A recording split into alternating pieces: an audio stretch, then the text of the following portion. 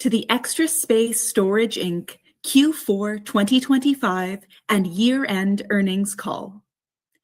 After today's prepared remarks, we will host a question and answer session. If you would like to ask a question, please press star 1 on your telephone keypad. To withdraw your question, press star 1 again. I will now hand the call over to Jared Conley, VP of Investor Relations. Please go ahead. Thank you, Miriam. Welcome to Extra Space Storage's fourth quarter 2025 earnings call. In addition to our press release, we have furnished unaudited supplemental financial information on our website. Please remember that management's prepared remarks and answers to your questions may contain forward-looking statements as defined in the Private Securities Litigation Reform Act. Actual results could differ materially from those stated or statements due to risks and uncertainties associated with the company's business. These forward-looking statements are qualified by the cautionary statements contained in the company's latest filings with the SEC, which we encourage our listeners to review. Forward-looking statements represent management's estimates as of today, February 20th, 2026. The company assumes no obligation to revise or update any forward-looking statements because of changing market conditions or other circumstances after the date of this conference call. I would now like to turn the call over to Joe Margolis, Chief Executive Officer. Thank you, Jared, and thank you everyone for joining today's call. We delivered positive core FFO in the fourth quarter of 2.5% and full-year core FFO growth of 1.1%, despite challenging but improving operating and supply environments. Operationally, we continued to experience the trend of increasing new customer move-in rates while maintaining strong occupancy levels. In fact, in the fourth quarter, 16 of our top 20 markets experienced positive year-over-year move-in rates to new customers and sequential improvement in revenue growth, contributing to same-store revenue growth returning to positive 0.4% in the quarter. Only 2 of our top 20 markets reached this metric in the fourth quarter of 2024. In the quarter, we also deployed capital strategically in a number of our investment and external growth channels. First, we took advantage of an opportunity to repurchase approximately $141 million of our common shares at an average price of around $129. Second, we closed on 27 operating stores for $305 million, bringing our full-year total to 69 stores for $826 million.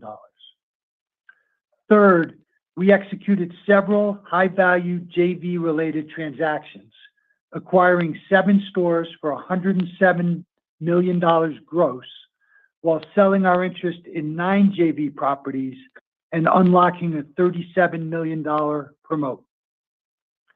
Fourth, we originated $80 million in bridge loans, growing the portfolio to approximately $1.5 billion at year-end. And finally, we added 78 third-party managed stores with net growth of 45 stores in the quarter. For the full year, we added 379 stores and 281 net new stores to the program, bringing our total managed portfolio to 1,856 stores. Our diversified external growth platform continues to provide us with opportunities across various channels, which we believe gives us an external growth advantage over all other industry participants.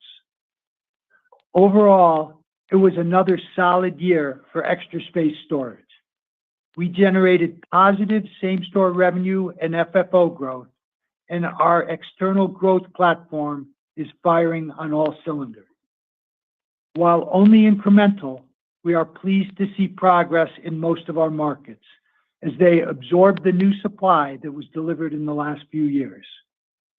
We feel better with regard to our positioning going into 2026 than we did heading into 2025, and in our ability to gradually accelerate performance as fundamentals continue to improve through 2026. I will now turn the time over to Jeff Norman. Thanks, Joe, and hello, everyone. As Joe mentioned, we are pleased with the sequential improvement we've experienced in new customer rate growth, as well as seeing acceleration in our same-store revenue growth. We were also pleased to see improvement in our same-store operating expenses, which increased only 1.1%, with several notable drivers. Property taxes declined 3.4% due to the expected normalization of prior year increases, and property operating expenses, including utilities, were down over 5%. These savings were partially offset by higher healthcare costs and elevated marketing expense. Our decision to invest more in marketing has been instrumental in driving our stronger move-in rates and positions us for revenue growth as we move through 2026. The net result was same-store NOI growth of 0.1% for the quarter. Our low leverage balance sheet remains strong, with 93% of our total debt at fixed rates, net of loan receivables, and a weighted average interest rate of 4.3%. Our commercial paper program, launched in December of 2024, saved us over $3 million in incremental interest expense during 2025, and has been another useful tool to optimize our cash management and reduce our cost of capital. We have only one material debt maturity in 2026 and a balanced maturity schedule over the next decade. Our flexible and conservative balance sheet provides us access to many types of capital, and we have plenty of dry powder to efficiently execute on our growth strategy. In last night's earnings release, we provided our 2026 outlook. Our guidance reflects our current visibility and represents a slow and steady recovery in storage fundamentals. We have not assumed any specific catalysts that could materially accelerate storage demand or any material positive or negative changes in the economy. Specifically, we have not assumed a meaningful improvement in the housing market, nor a change to current pricing restrictions in Los Angeles County. With these factors in mind, our 2026 same-store revenue guidance is negative 0.5% to positive 1.5%. Our expense growth range is 2% to 3.5%, reflecting disciplined cost management while maintaining strategic investments in our people, our properties, and our platform that drive long-term revenue growth. This results in same-store NOI of negative 2.25% to positive 1.25%.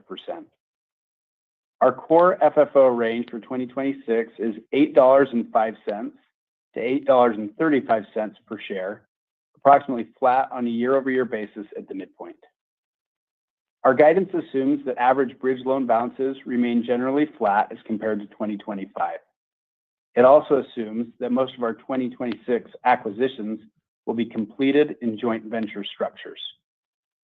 In summary, we are encouraged by our positive momentum in new customer move-in rates and same-store revenue. While it takes time for rate improvements to flow through our rent roll, our stable occupancy and strong customer acquisition platform position us well to capitalize on demand as market fundamentals continue to improve in 2026. The combination of our operational strength, talented team, and diversified growth platform gives us confidence that we can continue to deliver long-term value for our shareholders through 2026 and beyond. With that, Miriam, let's open it up for questions. We will now begin the question and answer session. If you would like to ask a question, please press *1 on your telephone keypad. To withdraw your question, press *1 again. Please pick up your handset when asking a question. If you are muted locally, please remember to unmute your device. Please stand by while we compile the Q&A roster.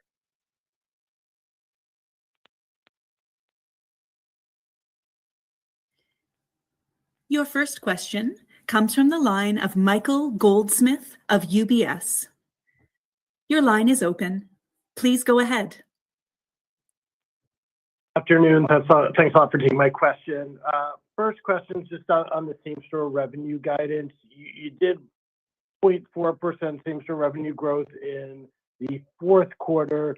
The midpoint of the guidance calls for things to remain the same in 2026 at 0.5%. So, recognizing that you've now had the benefit of street rates being positive and that's starting to flow through, I guess I would have expected it to be a little bit higher. So can you kind of walk through kind of like what's the read on how we should interpret the midpoint of the guidance, kind of expecting trends to remain kind of flat with where they currently are, and if there's any sort of seasonal cadence associated with that, that'd be helpful. Thanks.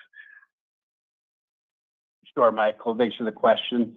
You're right that at the midpoint, it really implies generally flat same-store revenue growth as compared to our exit in the fourth quarter of 2025. As always, we provide a range recognizing the number of factors that have evolved throughout the year. And to your point, at the higher end of our range, that would imply continued acceleration in 2026. And at the low end, some deceleration, generally flat at the midpoint, as I mentioned. And based on the trends we're seeing today with steady occupancy, improving and steady new customer rate growth, and a gradual year-over-year compression of the roll down between move-out and move-in customers, it's setting itself up to provide a better fundamental outlook than we saw last year. All of that said, the range does capture a number of potential outcomes, which include both acceleration or deceleration, depending where you are in that range. Thanks for that, Jeff. And maybe sticking with the trends you're seeing today, can you kind of give us an update with how street rate has trended through January and into February, and just to see if anything has changed in terms of demand environment or the existing customer into the new year? That'd be helpful. Thanks. Sure. So for the first 45 days of the year, we continue to see the trends we saw in the fourth quarter. Mid-February occupancy is 92.5%. It's about 40 bips down year over year, and rates to new customer sort of up slightly over 6%. So all the positive signals continue. Thank you very much, guys. Good luck in 2026. Thanks. Thank you. Your next question comes from the line of Samir Khanal of BofA Securities. Your line is open. Please go ahead. Yeah, good afternoon, everybody. Hey, Jeff, maybe sticking to guidance here. On the expense side, it's that 2 to 3.5%. You go back last year and even the prior years, it's been higher. So I guess what gives you the confidence to kind of come out with that sort of lower range this time of the year? Thanks. Yeah, thanks, Samir. The biggest needle mover as we compare it to 2025 is property taxes. As you know, for the first half of 25, we had outsized property tax increases that impacted our full year number, with that being the biggest driver of the expenses. We saw that normalize in Q3 and improve further in Q4, and we expect that to be at a more inflationary type rate in 2026. That's the biggest factor. Insurance, which is running a little hot in Q3 and Q4, we have a mid-year renewal. All indications are that the market's favorable, and we would expect that to improve materially in the second half of the year. And then most of the other line items, we've done a good job of containing and finding additional efficiencies, and think those will be low single digits, if not better. So that, without getting to specific guidance line item by line item, gives you some of the big building blocks. Got it. And the other line item that sort of stuck out was the acquisition volume guidance. I know you talked about dry powder, you talked about external growth, but that level is lower than what you were guided to last year. Maybe provide more color on that and kind of broadly what you're seeing kind of on the transaction side. Thanks. Sure. So we expect in 2026 that most of our acquisitions will be done in a joint venture format where we put in a minority of the capital.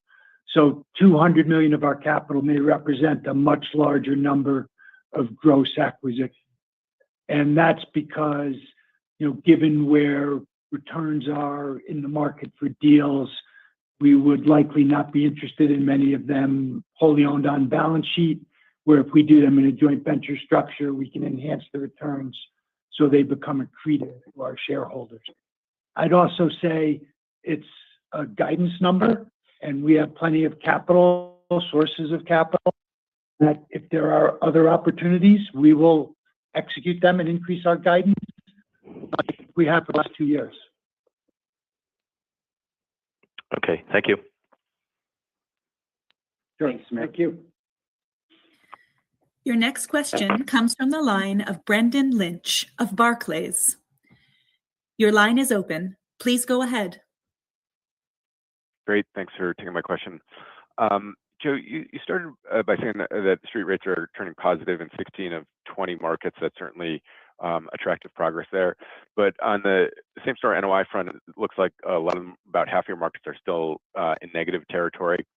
How should we think about the transition of those kind of street rates improving and that finally flowing through down to same store NOI and more markets converting to positive in the next couple quarters?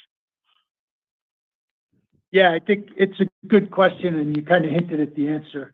It does take time for new rates to flow into the rent roll. We only churn 5 to 6% of our customers a month. So it's really a forward indicator and not something that has immediate impact on our results. And Brent, from an NOI standpoint, property taxes in a lot of those markets that you're seeing in the 2025 numbers were a pretty significant factor. And with that being more muted, and we expect it to be more muted in 26, that's another positive driver as we think of how that flows through to NOI, where we don't anticipate the same headwind in some of those markets with outsized property tax growth. Great, thanks. That's helpful. And maybe another follow-up on the expense front. Jeff, you called out healthcare costs being a factor in the fourth quarter. We've heard a lot of your peers suggest the same. What is your expectation for that line item going forward in 2026? Yeah, there still will be pressure on the healthcare side. That is a headwind that I think all companies are facing. On the other hand, we continue to find efficiencies in general payroll and staffing, which mutes it to some extent. So I won't provide specific numbers in terms of our budget, but overall, the total payroll line item is within our general expectation for expenses as a whole, driven by savings on the payroll side. Great, thanks for the color.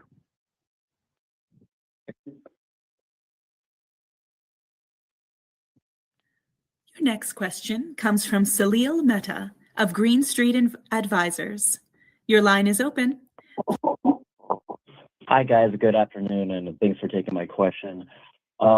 Just a quick one here to start off, but regarding California's, I think it was the Senate Bill 709 that went into effect earlier this year. Have you guys been able to see any, tangible changes in customer behavior or patterns as a result?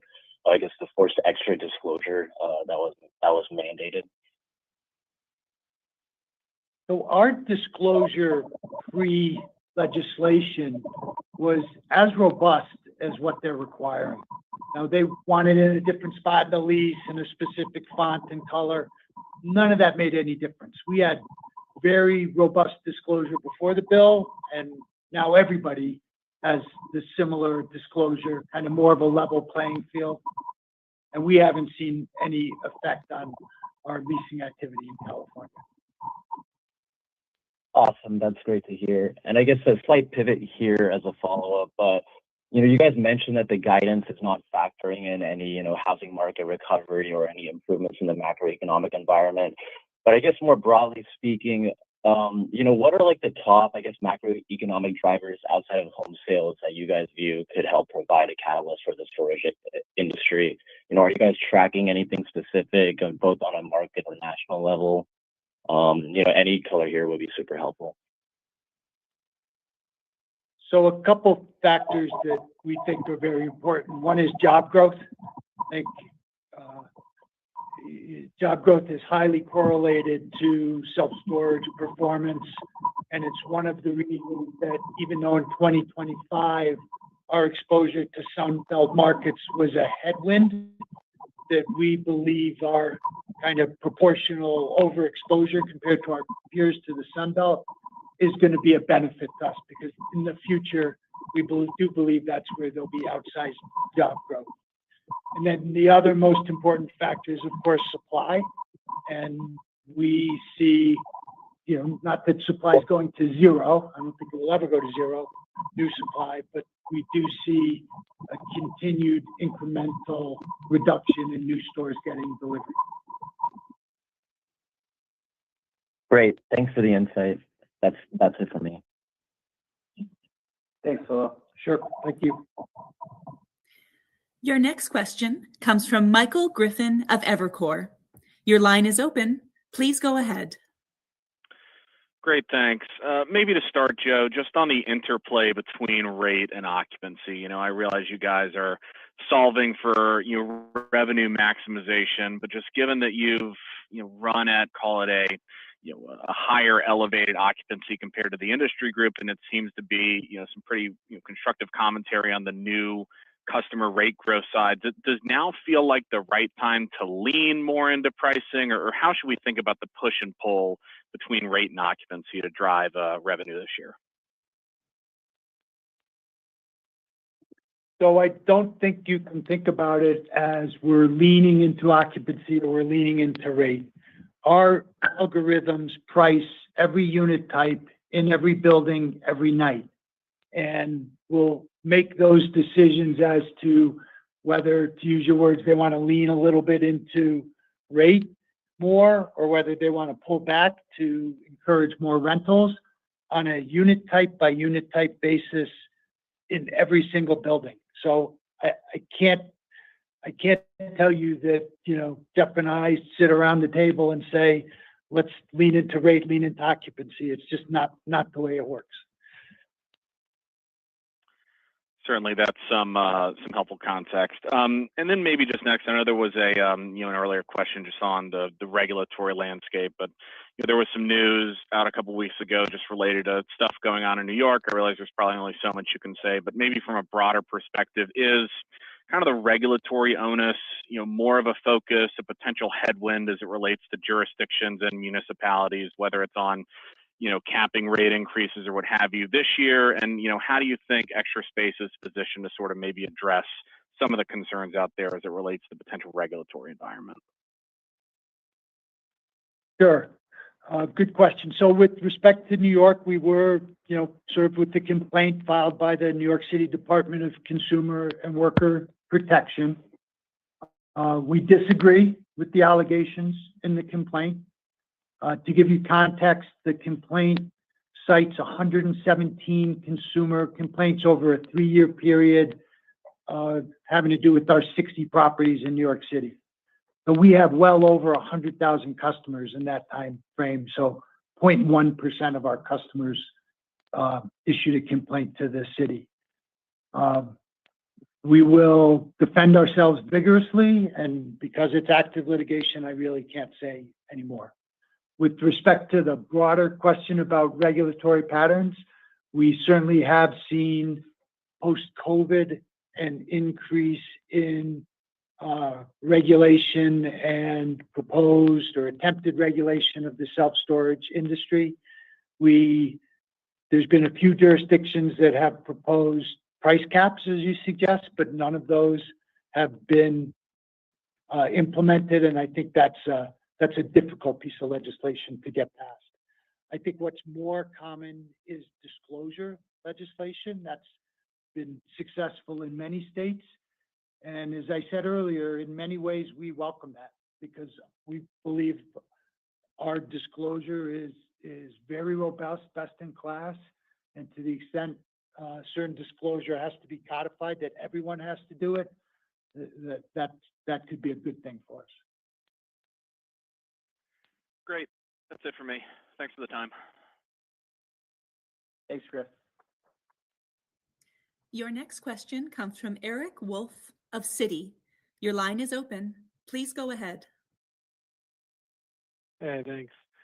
As far as your same-store revenue guidance, I know you just try to maximize your same-store revenue, and you're not going to guide the specifics on occupancy versus rate because it's the combination of the two. But as part of your guidance, you seem to at least be assuming that this current trend of 6% move-in rate growth comes down materially. I think that sort of has to be the case to get to your guidance.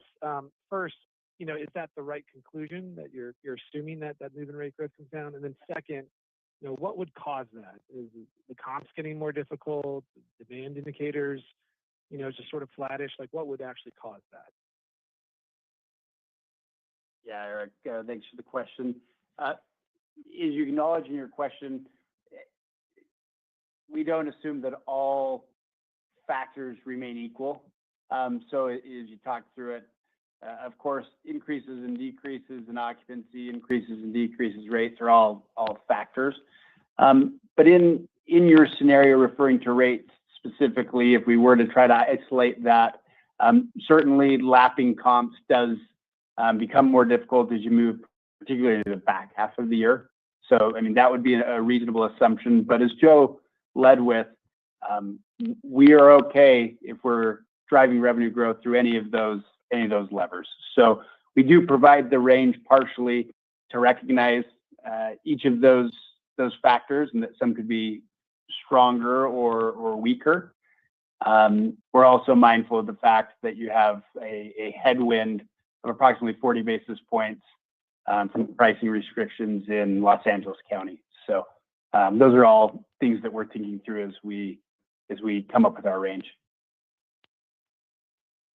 Got it. And that 40 basis points on LA, is that like a dilution, like what it would be doing versus, what it will actually do? And maybe you could just share what your actual forecast is for LA in terms of sort of actual same-store revenue. So when you're forecasting it for 2026, like what's the number that you expect it to end up at for the year?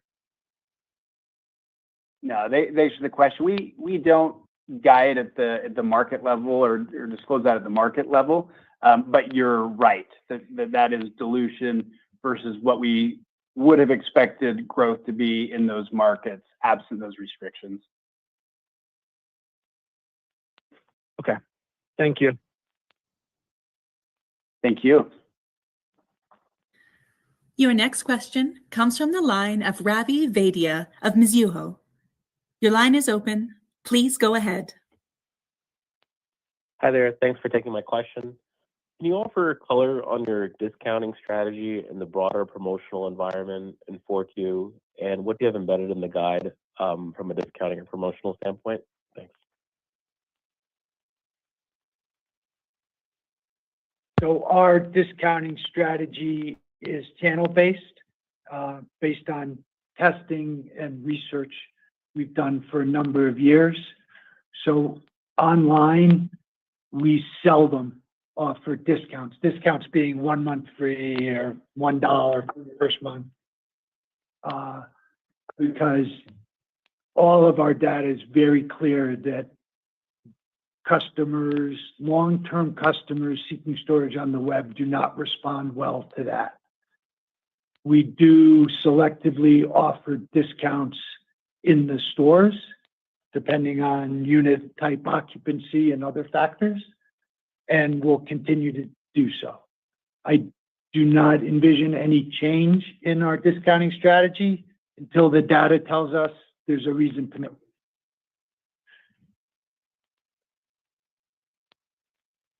Got it. That's really helpful. Just one more here. Can you describe how your team is using AI or any agentic technologies, and maybe how that's an opportunity to lower marketing expense or any other operating expenses? Thanks. Sure. So we kind of think about AI in two big buckets, external use of AI and internal use of AI. And externally, AI's influence on traditional search is real and rapidly changing. We're staying very close to it.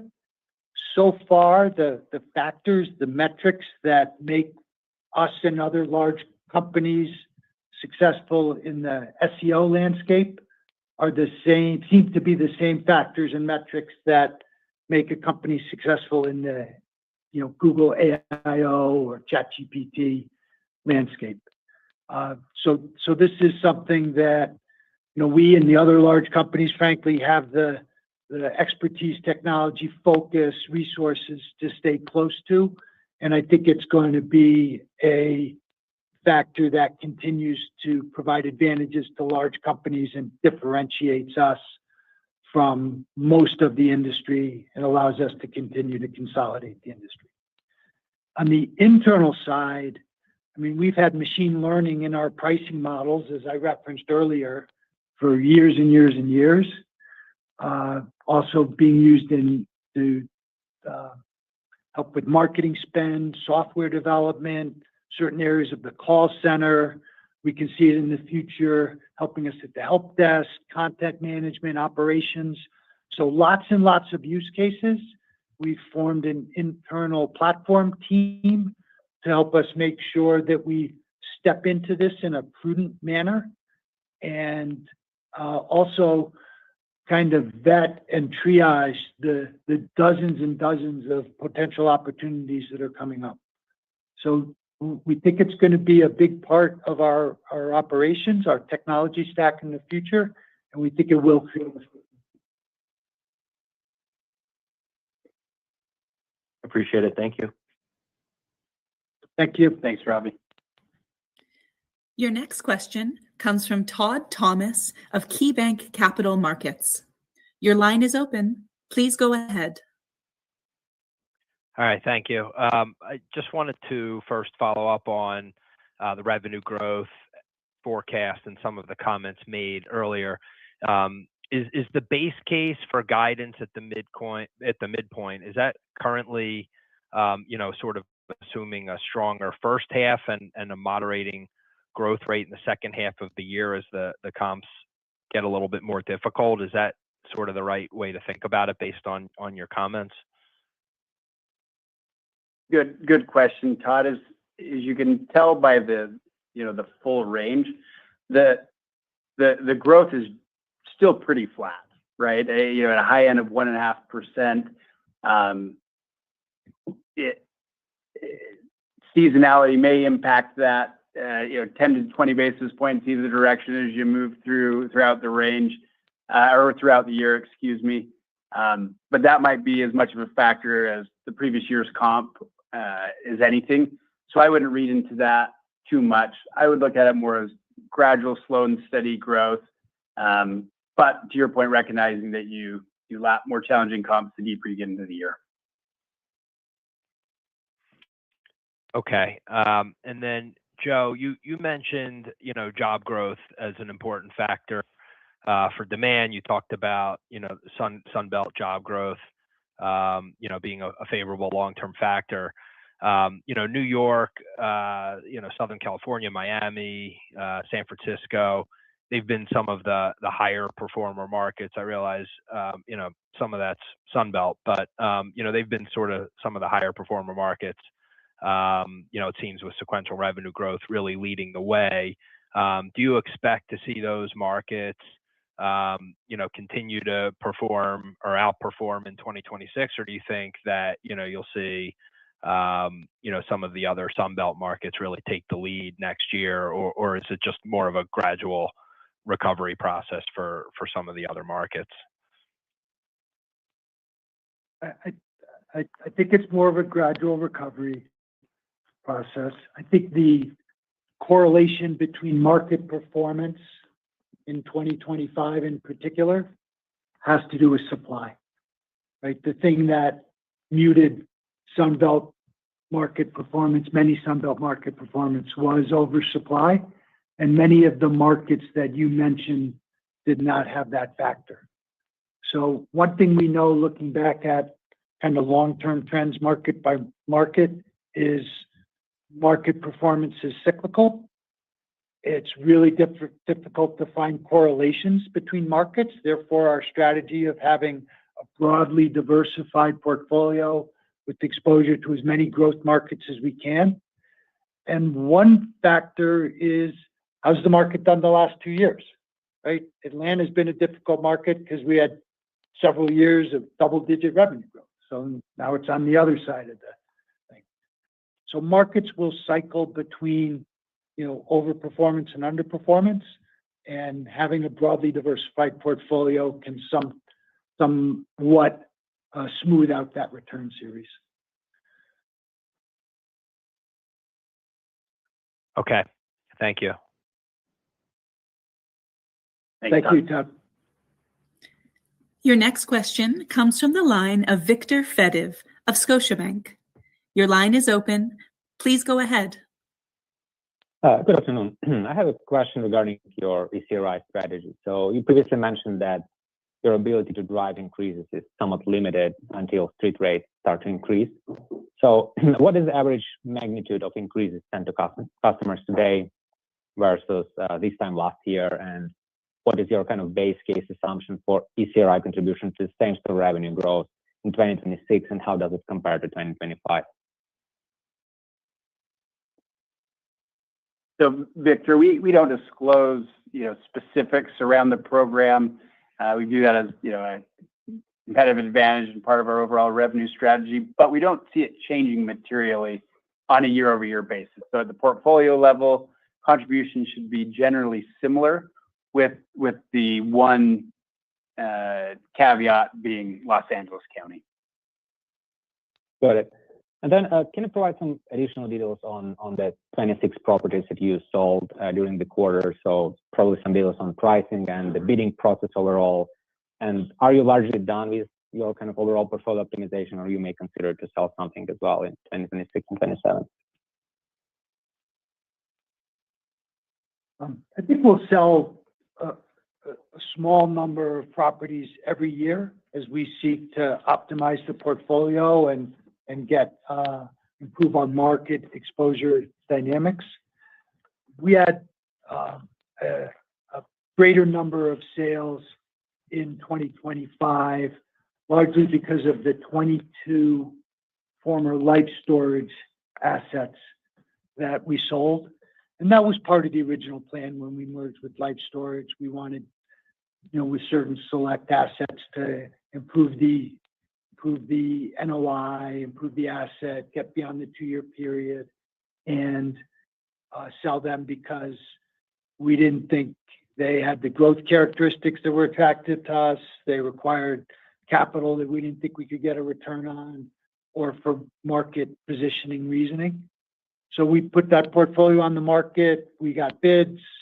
We executed the sale at a market cap rate for the quality of assets that they were, and they weren't the best assets in our portfolio. And we successfully reinvested the capital, right? We bought stock, we made bridge loans, and we did over $300 million worth of portfolio acquisitions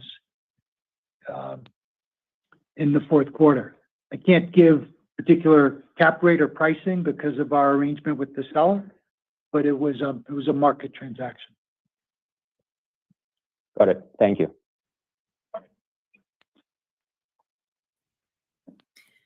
Your next question comes from the line of Caitlin Burrows of Goldman Sachs.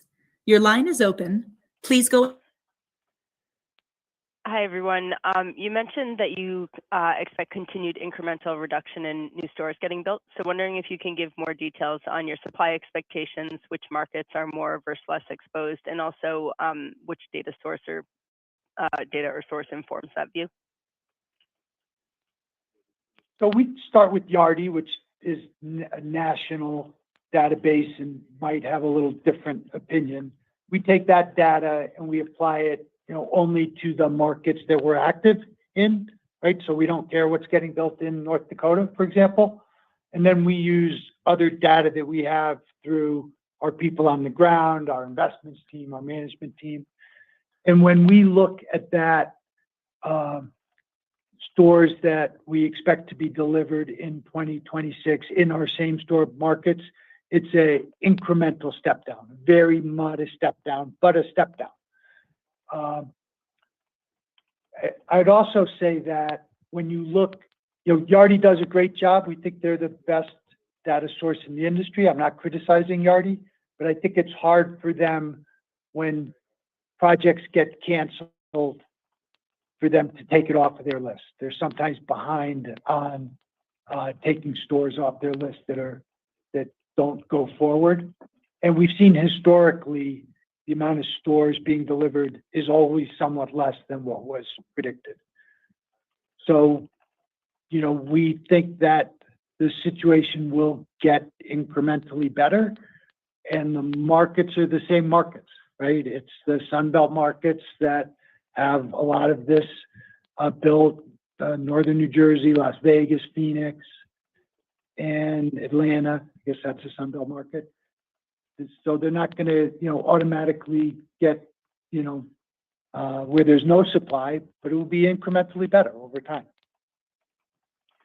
Got it. Okay. And then also on your comments that you feel better going into 26 than 25, I'm guessing that incremental improvement to supply is part of it.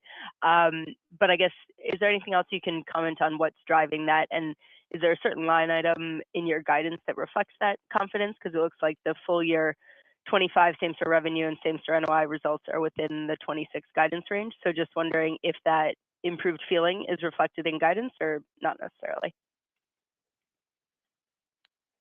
So I think the biggest difference between going into 25 and going into 26 is going into 25, we were still experiencing every month negative new rates to customers.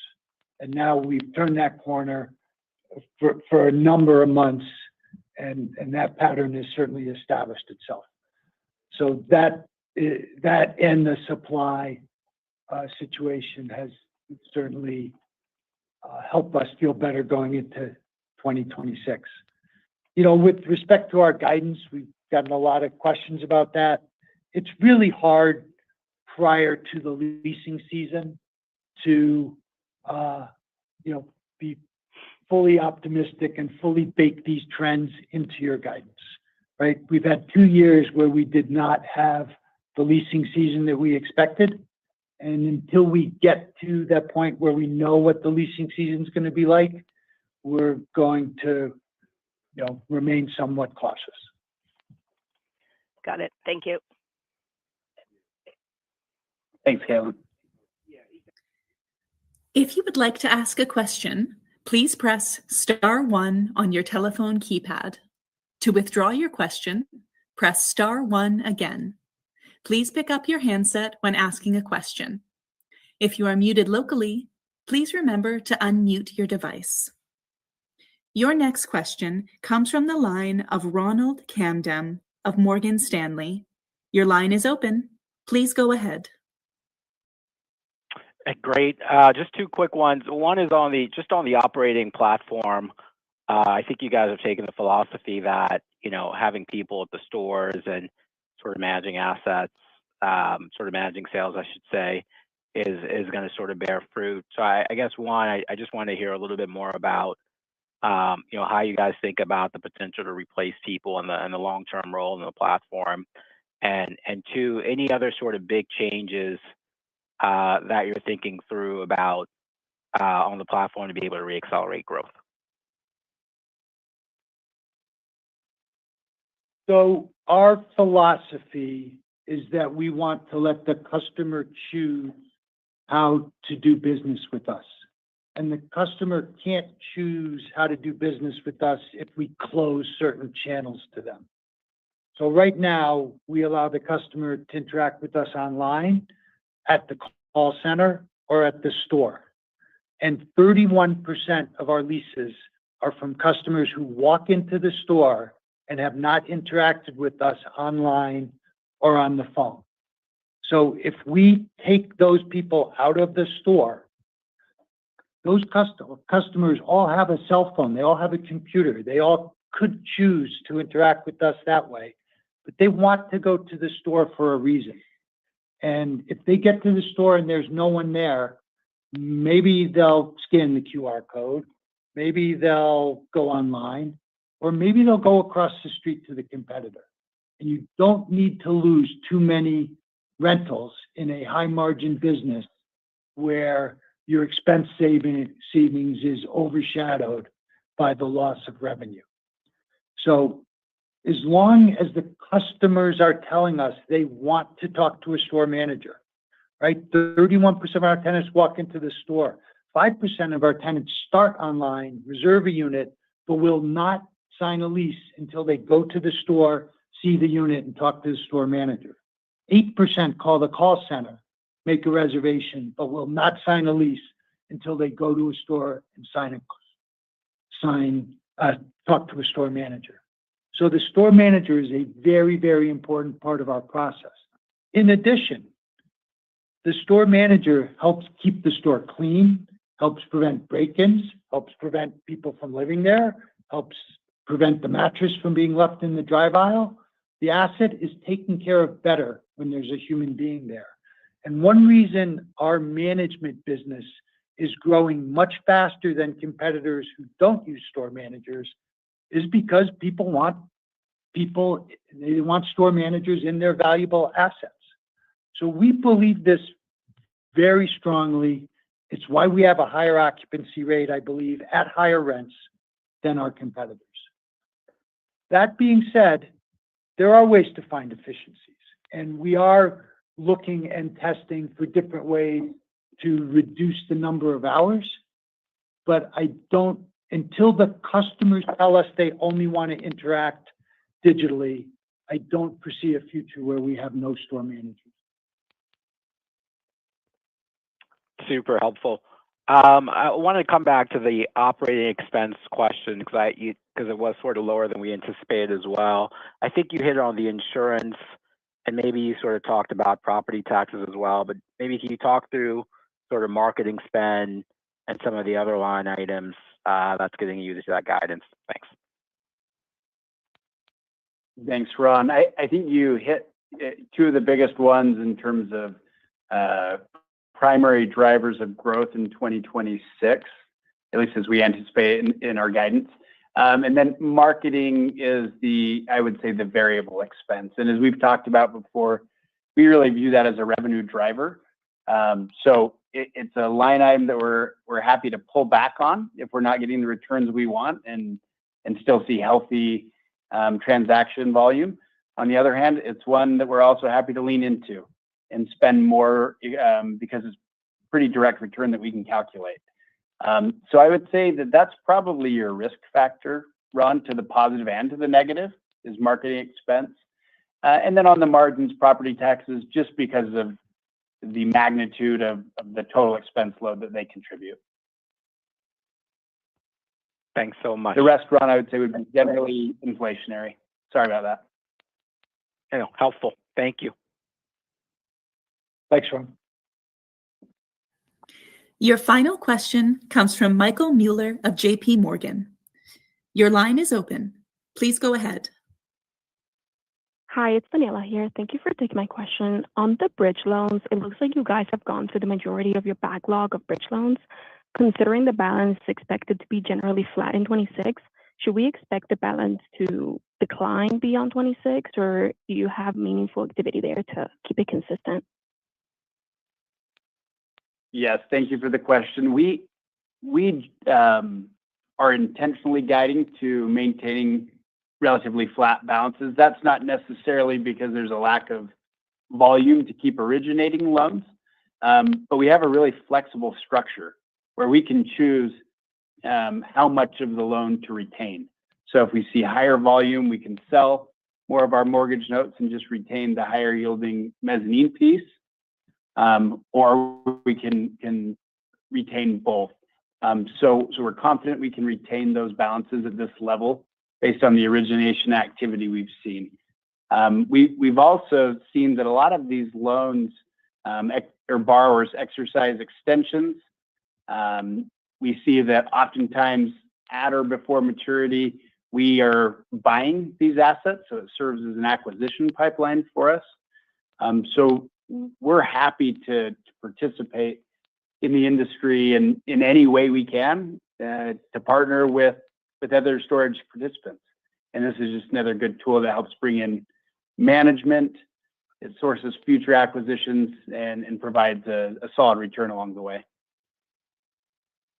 Okay, perfect. Thank you. That's it for me. Thank you. There are no further questions at this time. I will now turn the call over to Joe Margolis, Chief Executive Officer, for closing remarks. Thank you all for the questions. Good conversation. We appreciate your interest in Extra Space and look forward to reporting to you throughout the year how we do on our guidance. Thank you and have a great day. This concludes today's call.